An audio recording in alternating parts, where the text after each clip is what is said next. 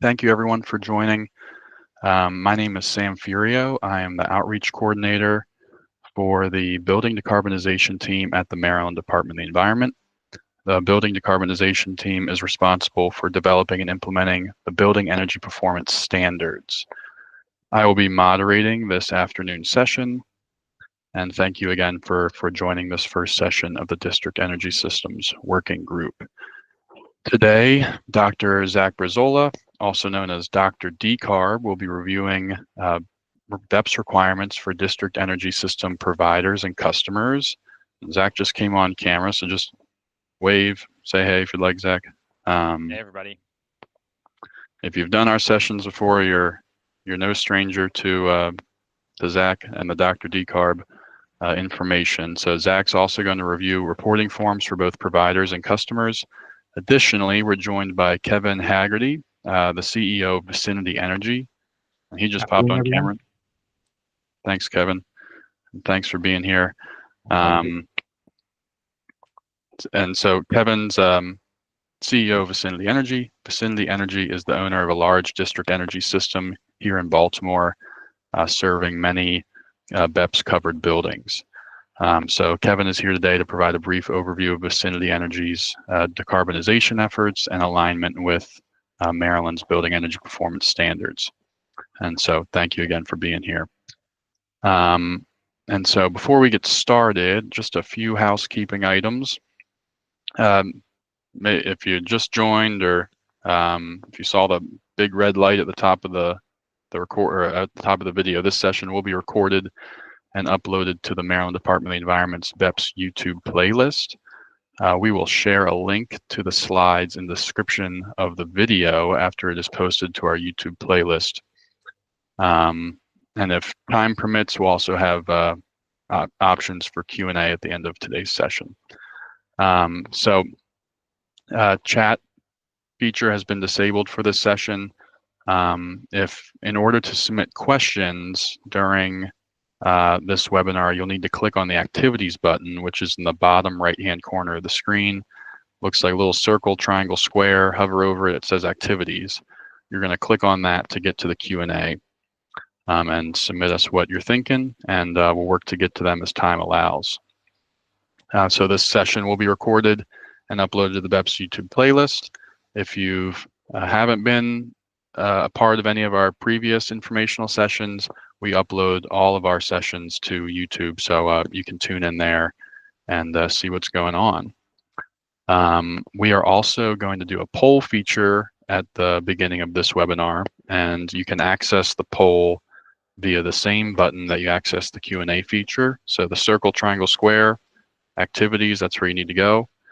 Anything you want to do in the webinar, you go to that button. So that's where about the only thing you need to know.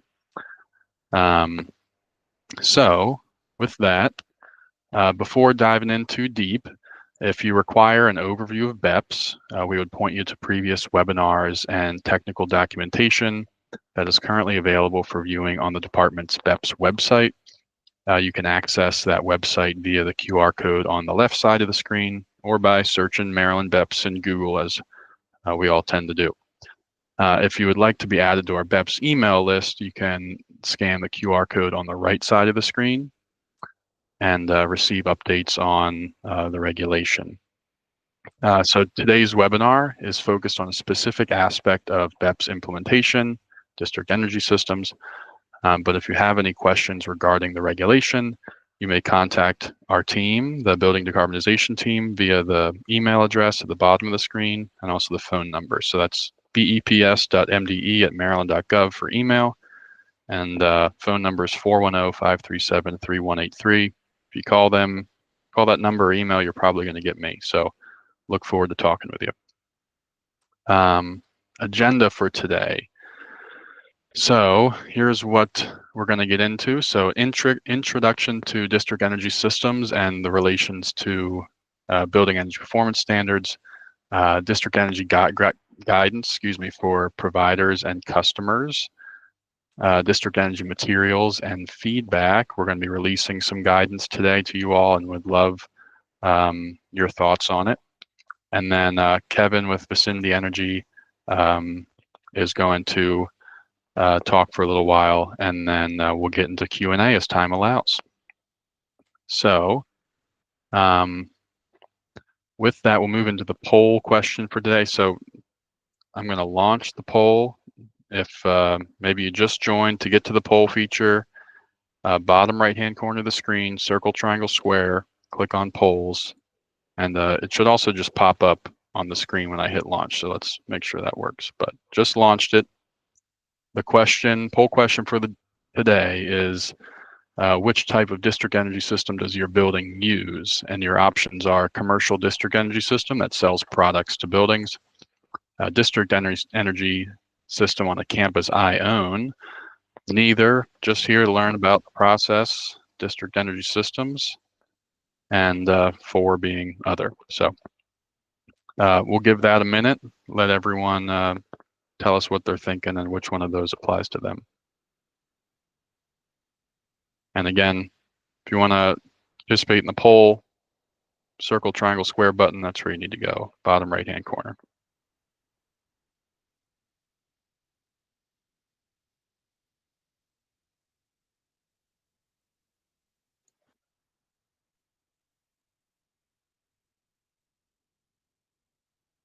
All right, 23 votes. We're still climbing, 24 votes. 52 folks on the call. I want to see some more votes in there. 25. Oh, here we go. Okay. 10 more seconds or so. We want to know, which type of district energy system does your building use?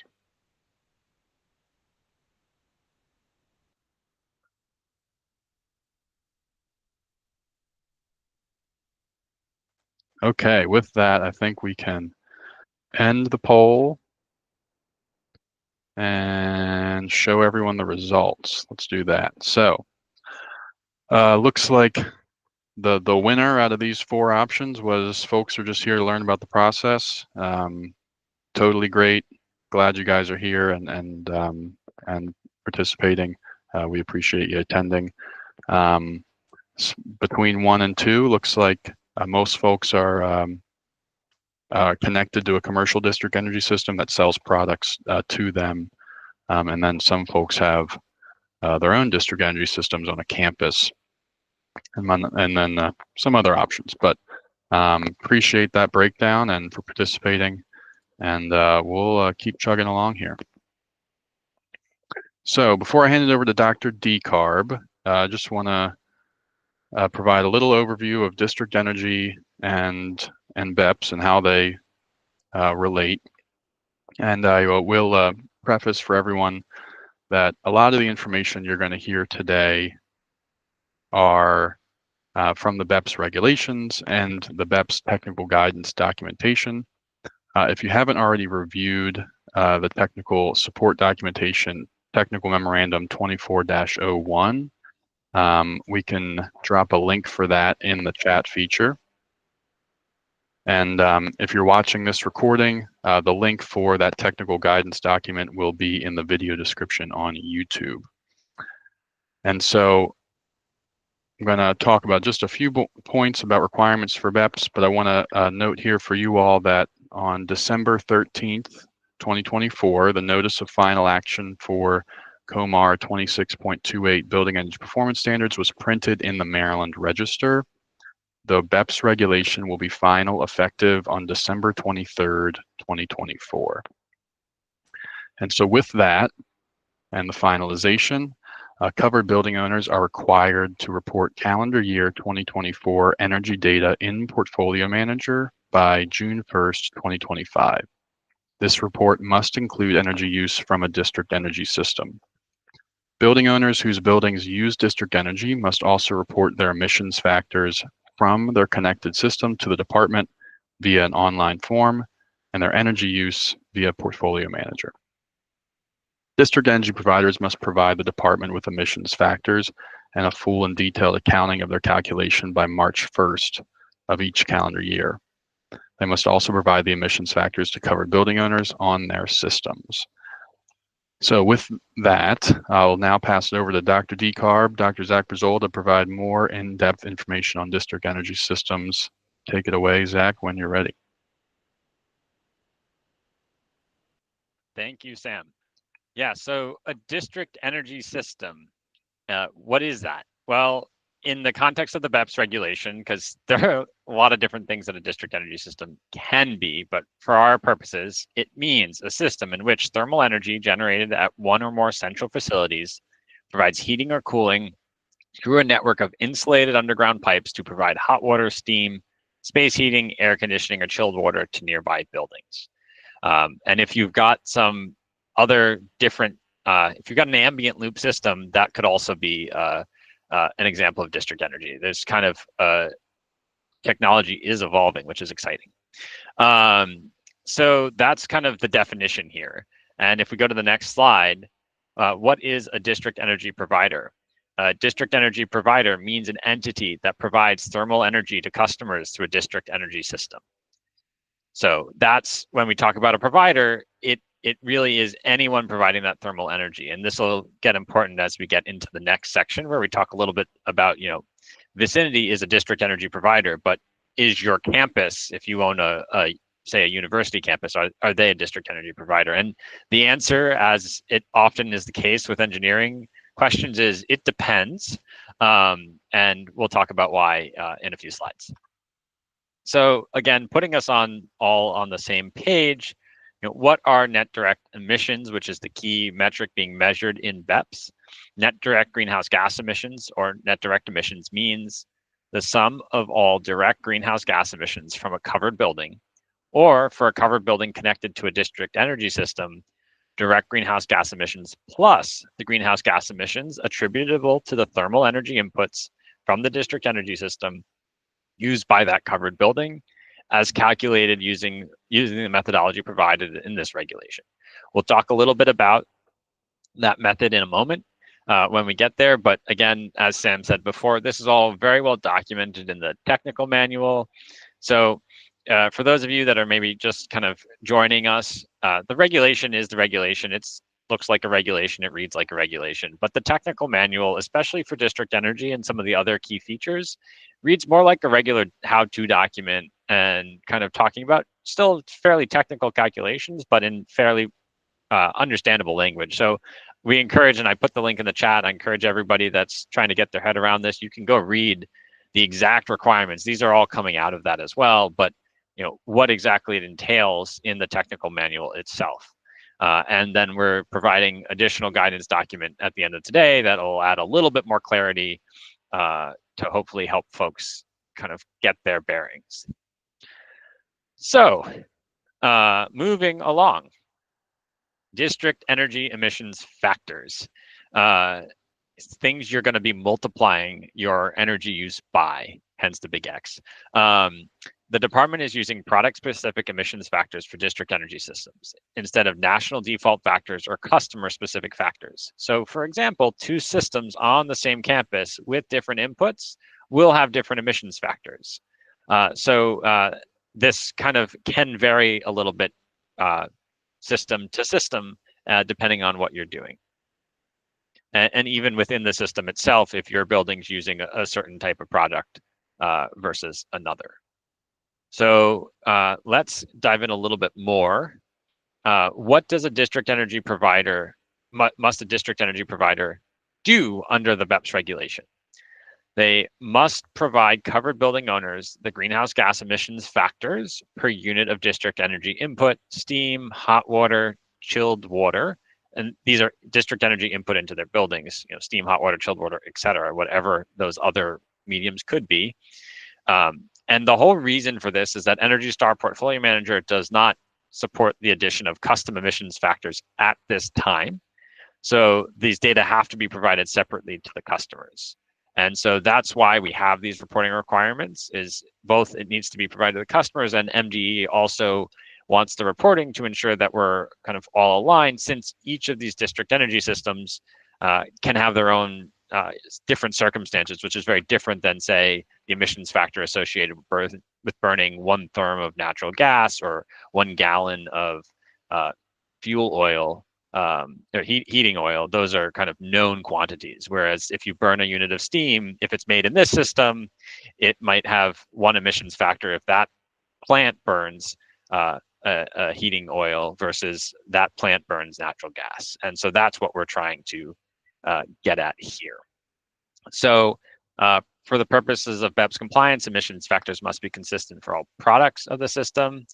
And the deadline for district energy providers to provide the department with emissions factors and a full and detailed accounting of their calculation using the efficiency method is March 1st of each calendar year. And this efficiency method is documented in the technical manual. If you've got a very simple plant, like a boiler, and you just provide hot water to 3 or 4 or 5 buildings, it's basically just what's the fuel in, what's the steam out, and what's the steam to the buildings, and just how you allocate it. It's super straightforward. This method is specifically really there for taking apart what happens when you're using a, say, cogeneration plant. And if you're not familiar with the term, good news is that probably means it doesn't apply to your buildings. But cogeneration, you're producing both electricity and thermal input like steam or hot water. And in that case, this efficiency method lets you kind of break apart the energy being used for generating the electricity versus the energy being provided as thermal input to your building. And so that's why there's this kind of extra steps of doing this accounting, is to say, we just want to think about that fuel, that's anything that goes into providing thermal inputs to the buildings. So that's the kind of key piece of that.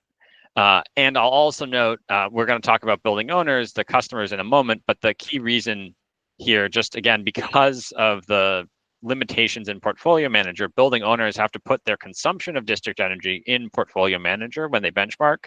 But we on our end at MDE are going to take the reporting of their emissions factors and use that when calculating their net direct greenhouse gas emissions. So that's where this is coming in. They say, here's how much we consumed, and then we have their custom, the custom emissions factor for their district energy use.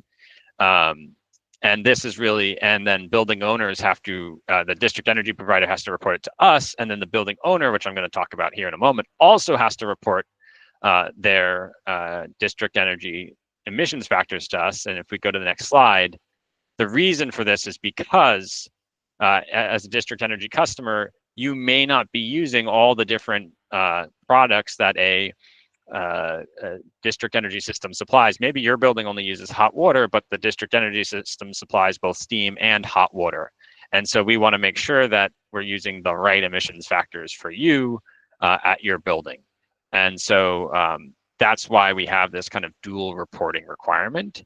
And those district energy providers on the previous slide also need to, as I mentioned, provide that information to you so that you can figure it out what your emissions factors are for your use.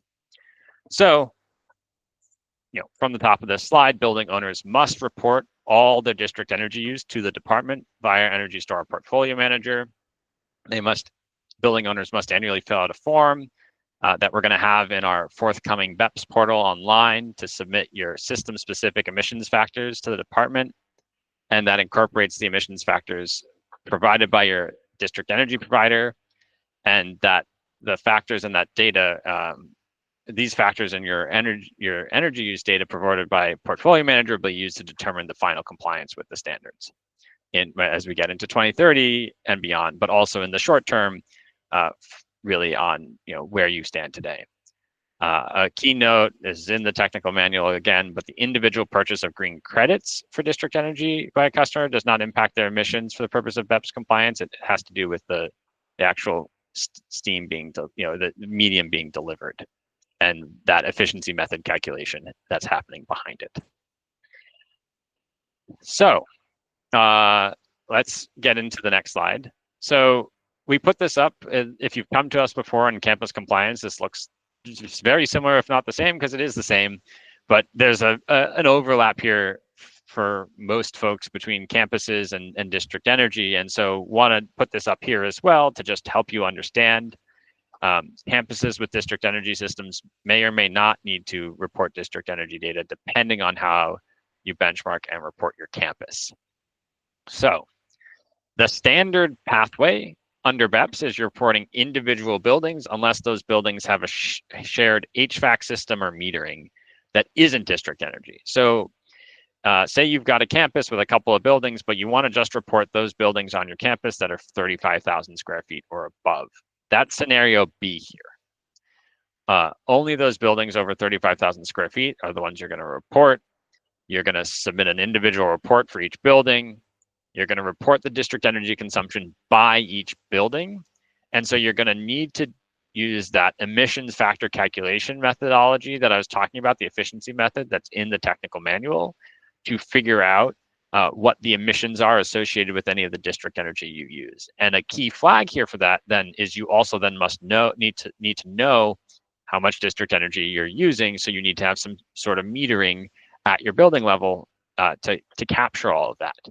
And so you're going to have to report to MDE the kind of district energy emissions factors and the documentation around that, even if you're the owner of the plant where you've got your kind of central system for your campus, and you've got these buildings because you're doing individual level reporting. And then you're going to have specific targets and standards when we get to the performance standards for your building type, or multiple area weighted types if you're a mixed use building. That's the standard. That's, if everybody reported following the standard pathway in BEPS. Now, BEPS has a campus compliance pathway that instead allows you to work at the campus level. All buildings on that district energy network, regardless of the size, get included in your campus reporting. The idea here being you're not pulling them out because you don't have the metering or other reasons that you want to just do this at the campus level. It's a lot simpler in many ways. You're going to report a single campus through Portfolio Manager. And as a result, though, you're going to just talk about the plant, electricity and fuel inputs, any inputs going into your district energy plant, and any other things if you often have electricity to your buildings individually as well. But many campuses just have one meter for the whole campus. You're not going to have to do district energy factors. You're not going to have to do any reporting. And you're going to have a blended standard at the campus level. We have a specific additional form that you'd fill out to say, here's the information of all the different use types and buildings on my campus that are all getting put together. And then MDE at the end of the day, we just see, you have 500,000 square feet on your campus, and here is all the energy used under that square feet footage. So that's kind of campus compliance and its intersection with district energy. Let's go on to the forms. So these forms are going to be available in the new year on the BEPS portal, although given right now, we'll give you the deadline later for providing feedback. We're going to go into January a little bit. So we'll be editing these and making changes based on your feedback. So it'll take a little bit longer to populate into the web portal, but that is going to be coming in the new year. So let's talk first about district energy providers and the emissions factor reporting they have to do. So this is kind of first in the chain of dominoes that has to happen here. Well, that's not totally true. You can start benchmarking, your steam consumption, or if you're going to do a campus or not, if you're on a district energy system, things like that. But in terms of deadlines, this form is required for district energy providers in Maryland that serve covered buildings through a district energy system. Again, with the caveat that if you're on a campus and you're doing campus compliance, you don't need to do this. Per COMAR, district energy systems means a system in which thermal energy is generated at one or more facilities. I read this already, so I don't need to read it again. But this form is due by March 1st of each calendar year, and district energy providers must provide the department with the emissions factors and a full and detailed accounting of their calculations. So in addition to providing that information to the department, providers must provide those factors per unit of input to the covered building owners and the department for the benchmarking and complying process. So this is for a district energy provider. They're going to fill this out. Where is their building, or where is their system? Does it have a name? And if they have how many BEPS covered buildings are served under that, and they're generally going to know that because they're providing this reporting out to all the buildings that have asked for it on their system.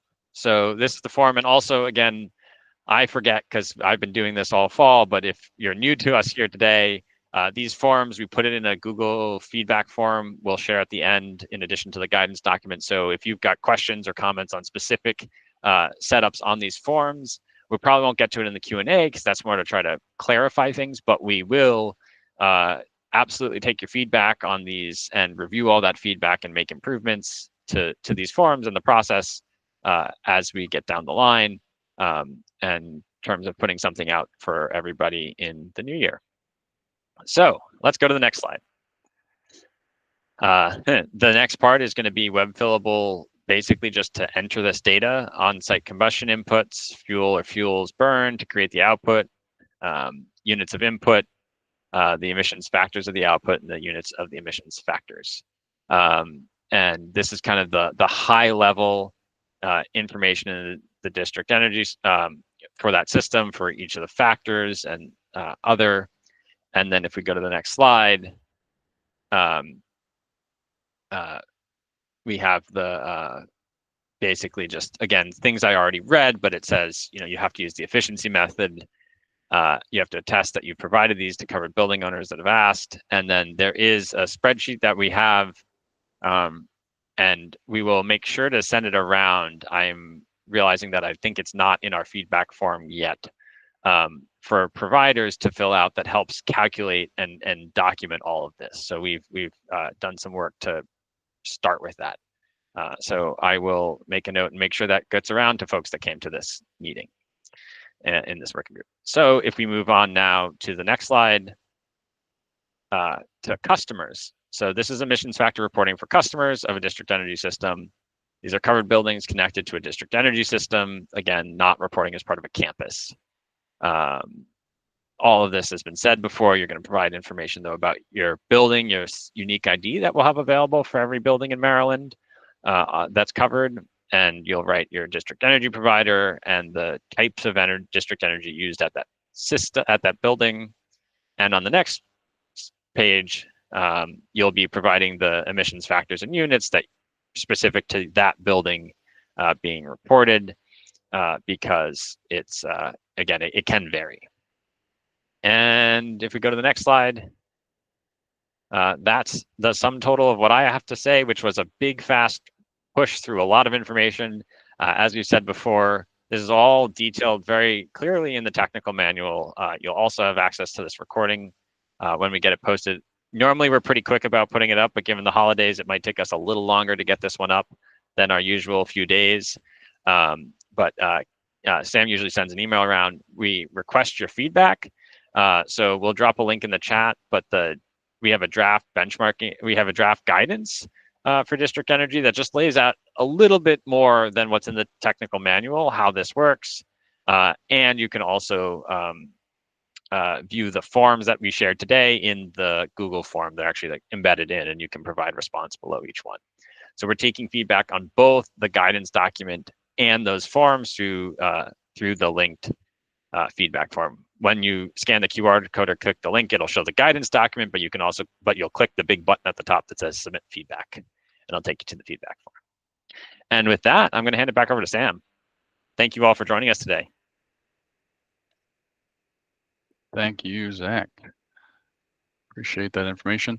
And yeah, just put the link to the draft guidance on benchmarking district energy in the chat. So we'd really appreciate if you could provide feedback on that. We're now going to transition over to Vicinity Energy's portion. Before I hand it over to Kevin Hagerty, I'm going to just pitch the Q&A again. If you have questions, the Q&A feature is in the bottom right-hand corner of the screen. It's a circle, triangle, square. You click Q&A, and you can submit what you're thinking in there. And we will have hopefully have time for Q&A at the end of today's session, and we'll work to address questions you submit. If we're unable to get to them, we'll work to address them in future sessions. But with that, I'll now hand it over to Kevin Hagerty with Vicinity Energy, and to take it away for the next few minutes. So it's all yours, Kevin. Thanks for being here. Thank you, Sam. And thanks to everybody for coming. Appreciate you attending and look forward to your questions. Thank you, Sam and Zach, the state of Maryland, for including us on this. So I'm going to talk through how Vicinity is one of the largest district energy systems in the area subject to BEPS, how it fits in, and I'm sure there's a lot of questions out there on. I have a building that's subject to BEPS. Probably have a good idea how it may work if you're consuming natural gas or if you're consuming electricity. But how does it work if you have a building subject to BEPS and you're on our district energy system? So I'm going to talk through that. Okay, why don't we go to the next slide? Okay, so we only have a couple slides here. So I will try to keep this brief because, like I said, I'm sure there are some questions. So first off, what we're doing effectively with the district energy system is very similar to what you'll see out on the broader electric grid. So if one of us wants to procure a different type of electricity rather than just conventional brown power, you've got the flexibility out on the electrical grid to do that. You can buy electricity directly from hydro. You can also buy bundled renewable electricity. There's a lot of different options. You can buy nuclear. There's a lot of different options for what product you can procure out on the electric grid. And that allows many of us, when sustainability goals and sustainability regulations start to roll in, it allows many of us to evolve our energy consumption so that it keeps pace with the regulations. So what we're doing with the district energy system is very similar to that. We're dividing the district energy system up. We're actually introducing a carbon-free product so that customers that are on the Vicinity district energy system have an option. So that you have an option to procure a carbon-free product through the district energy system, and you can use that carbon-free product to help meet your BEPS targets. As was previously stated by Zach, we're going to go through an accounting process over the course of the year, and in the following year, we're going to be adding up all the different formulas and calculations. We'll have a third party that will come in and validate it, and it'll help support effectively if a customer is procuring a decarbonized product through us, we call e-steam or our chilled water. It'll show the daisy chain of how we procured qualified electricity to make that product, how that product is zero carbon as a result, and then the overall volumes of that product that we produced and the volumes that the customers consumed, and making sure that everything ties out so it's all above board. So a little bit about how this works. So we're going to be moving the Baltimore district energy system. This is a process we've already started with many of our other district energy systems. Vicinity Energy, for those that don't know, we own and operate about 19 different district energy systems across the states. And we've started a process in Baltimore where we're going to be moving away from natural gas and cogeneration. The system is about 50% natural gas and about 50% cogeneration right now. And we're going to be moving over to producing the steam with electrical and continuing to produce the chilled water with electrical. And so what this allows us to do is, as we move away from cogeneration and natural gas, it allows us to be more flexible as to what kind of fuel we're bringing into the plant. So as we move from natural gas generating steam over to electricity generated steam, we can make sure that we procure that electricity from qualified electrical sources or qualified decarbonized electrical sources so that we can show that the steam that's being generated is made with a zero carbon fuel, and as a result is a zero carbon product that can be available to customers.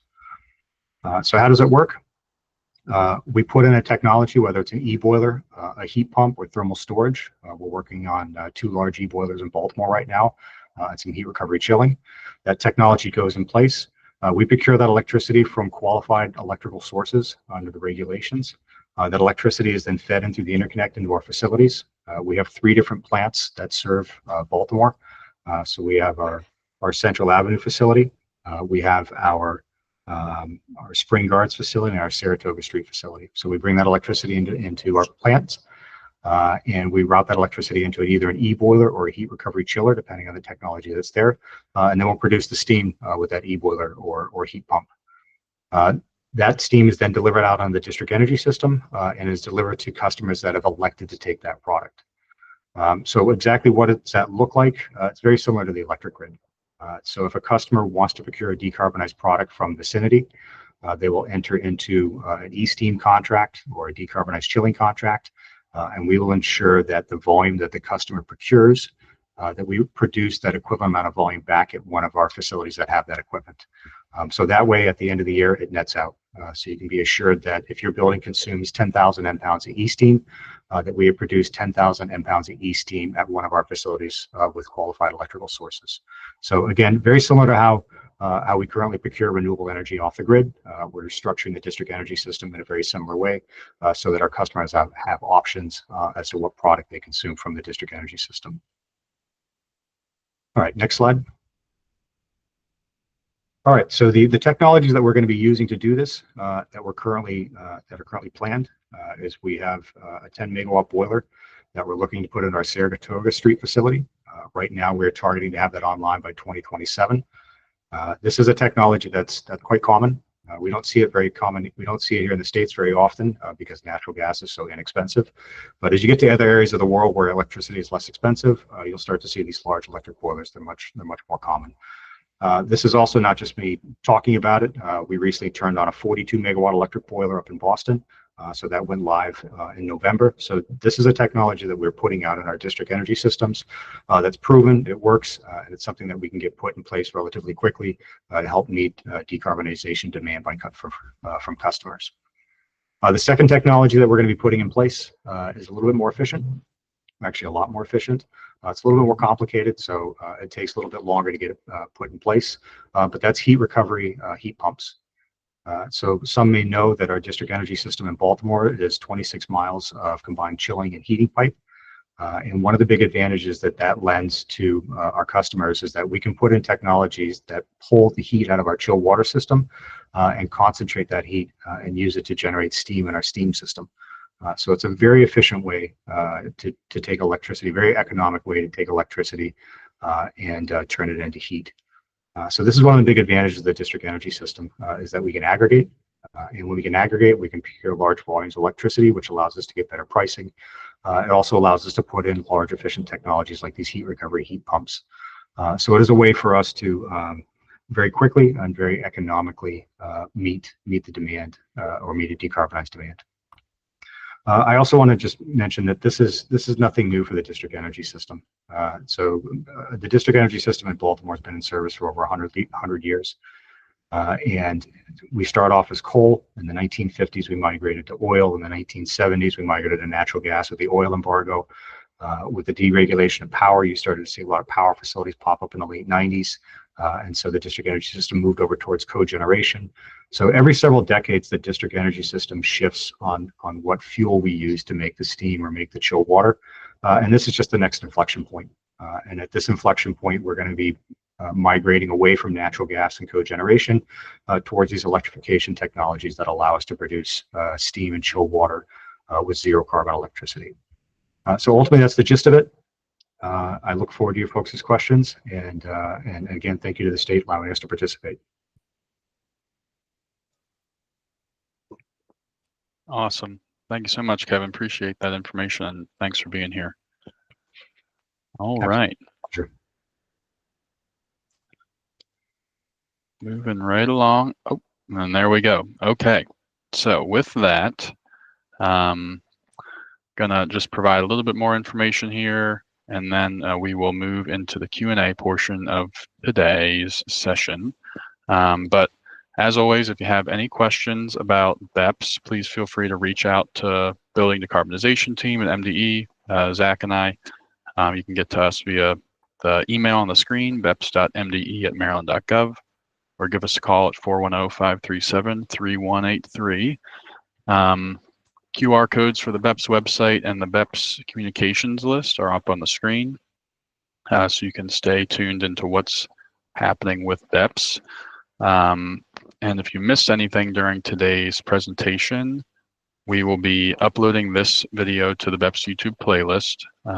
As Zach mentioned previously, with the holidays, it might take us a little bit to get it up, but we will email you all when it's uploaded and ready for viewing. And materials, links, I know we dropped a lot in the chat. That'll all be in the video description on YouTube, so you can get them there as well. And just a reminder, we dropped the draft guidance on benchmarking district energy use in the chat, and released that today, and would love to hear what you all have to say about that. Deadline for feedback is January 15th of 2025, almost a new year. So would love to see what you're all thinking about that. While you're in the BEPS YouTube playlist, if you haven't been able to join in for some of our previous sessions, I'd also advise perusing the video playlist. We've got a lot of new content up there, so you can get more in-depth information on BEPS. And so with that, thank you all for attending. We'll now move into the Q&A portion for today. And so, Kevin's gracious enough to also be accepting questions today. So I'm going to moderate pitch to Kevin and Zach. So if you have questions lingering, and the Q&A features in the bottom right-hand corner of the screen, circle, triangle, square, that's where you need to go. Submit what you've got in there. So with that, I'm going to go right into the Q&A and see what we received. So bear with me 1 second.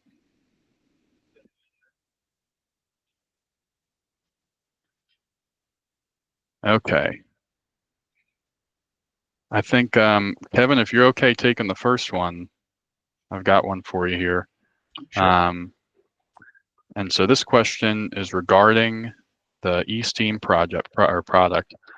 So will the decarbonized steam product have an emissions factor of 0?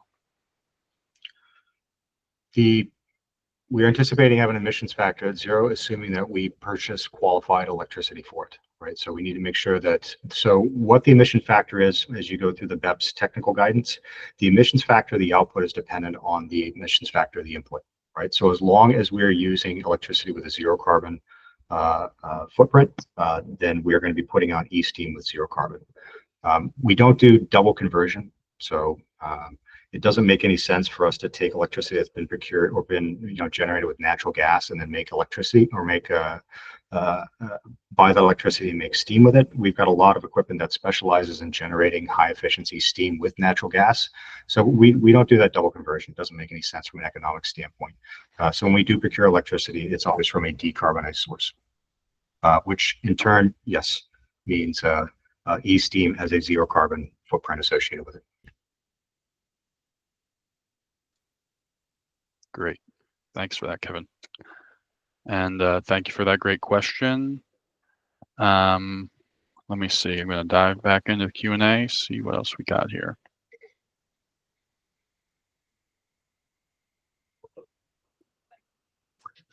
Okay, so Kevin, I got another one for you. I had a feeling I was going to be popular. We appreciate you being here. And so this one's a building currently using Vicinity chilled water in Baltimore will be offered a decarb chilled water offering in the coming years, or will there still be just one chilled water offering? So there'll be a decarb chilled water offering. So right now, the chill water system, we do use decarbonized electricity, but we want to make sure that we're using qualified decarbonized electricity.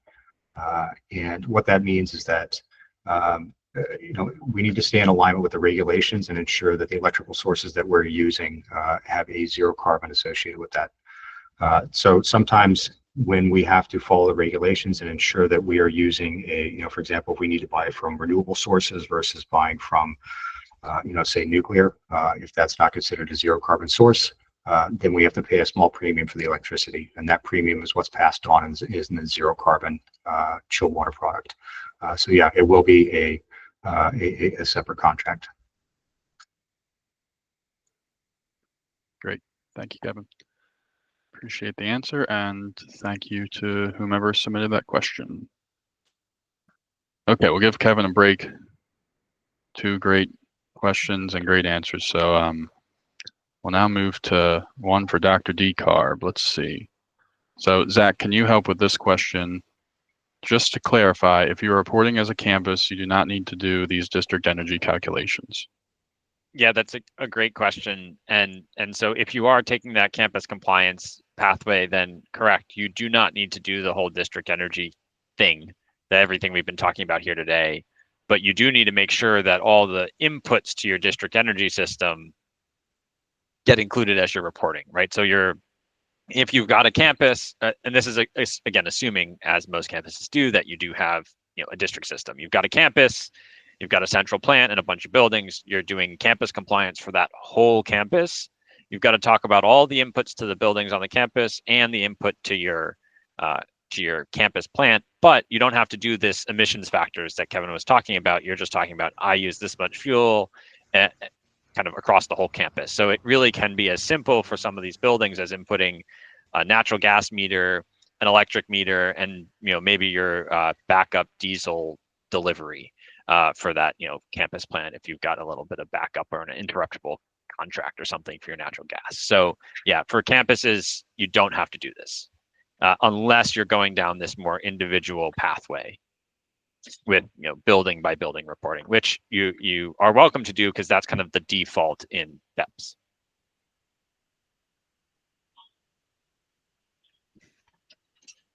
Thank you for that, Zach. Okay, moving right along. Back to the Q&A. Circle, triangle, square, bottom right corner.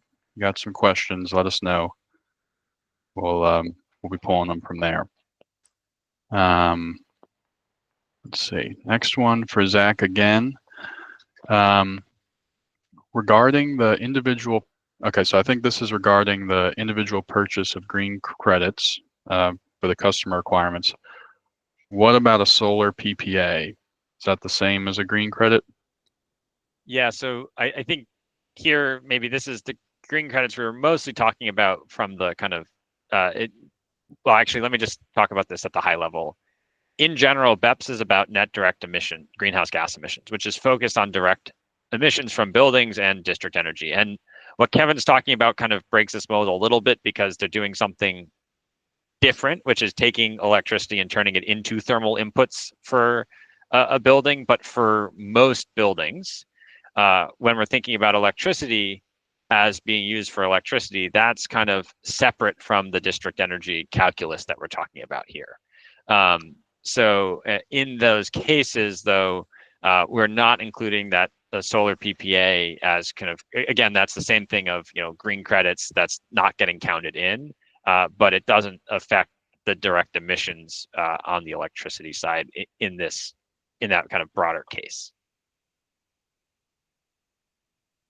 So, but in short, the answer is no. Yeah, you cannot use a solar PPA, but that's in large part because we're talking about direct emissions here as the performance standards.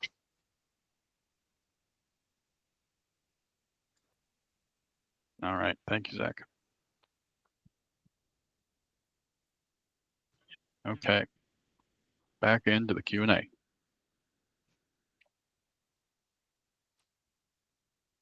All righty, I think, Zach, I'm going to give you another one. So, will the emissions reporting from the district energy providers be due March 1st starting in 2025 or 2026? Yeah, great question. So yeah, this is really important to understand. So the regulation, which is now, notice of final action issued, will be finalized on the 23rd. Reporting starts in June 1st, 2025, and for building owners to MDE, and that reporting is of calendar year 2024 data. So that's January 1st through December 31st of 2024, and you've got to report that by June 1st. So when we talk about that, that's kind of the reporting we're talking about here. And when I mentioned that March 1st reporting, that's of calendar year 2024 again, so that district energy providers doing this in by March 1st. Again, the idea here is that there's time for those customers using that to incorporate it in their reports that are due to the department by June 1st.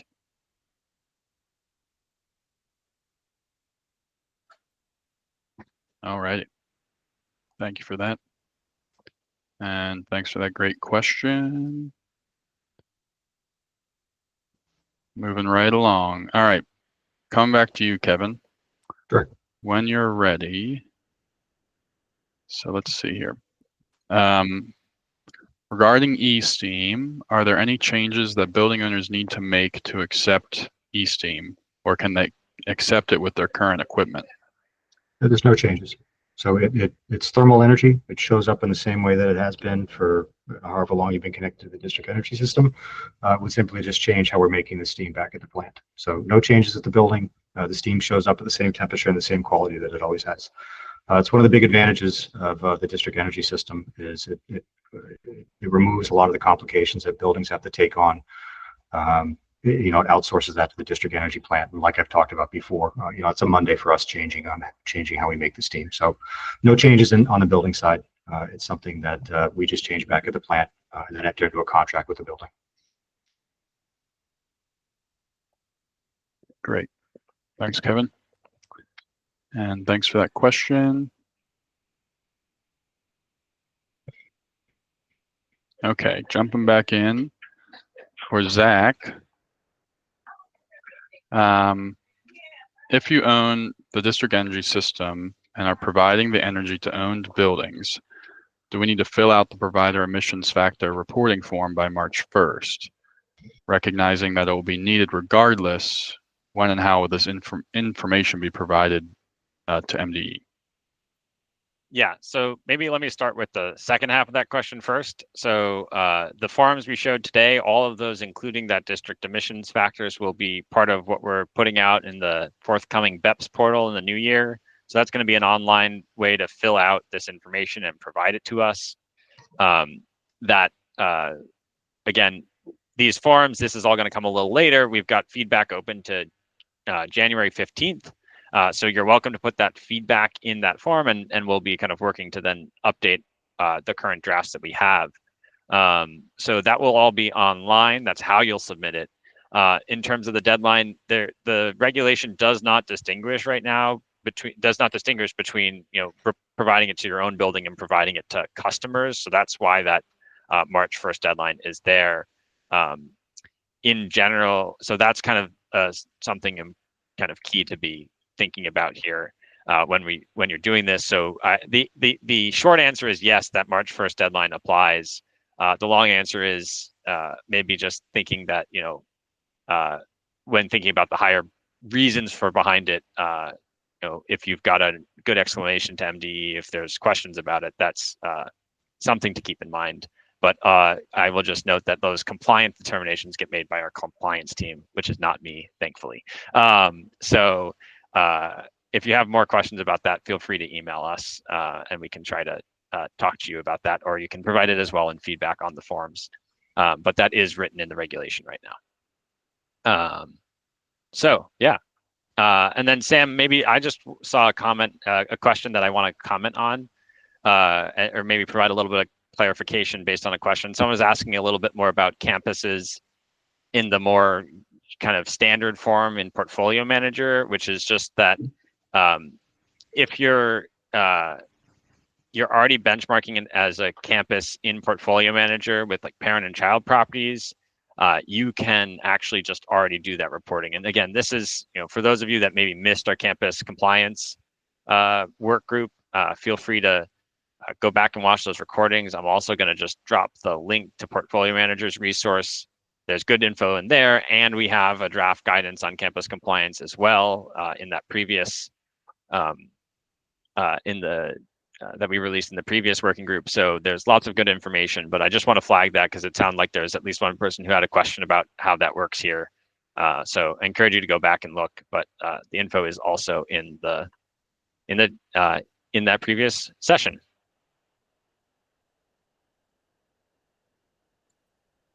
Thanks for that, Zach, and thank you for that comment as well.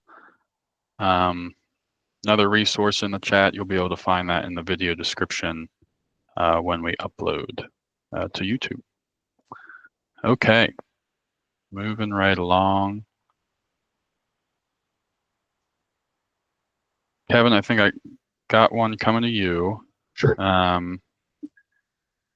Let's see, any idea on what the premium for eSteam would be either as a unit cost or a percentage increase? So it depends. We get asked this a lot. and it depends. And I don't like giving that answer, but it really does depend on the type of building load and yeah, the use profile. So usually our largest customers have, we are, 1.2 to 1.5 difference in total cost, but it depends on the electrical cost. There's a lot of things that just depend.